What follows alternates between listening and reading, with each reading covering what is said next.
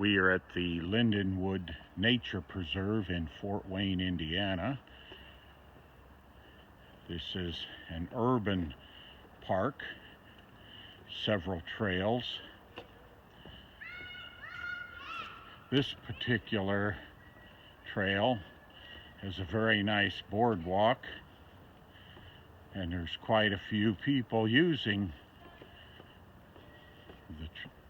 the trails today.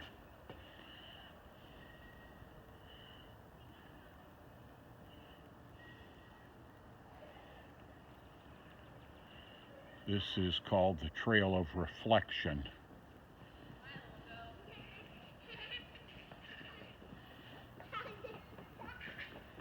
Quite a few people using the park today.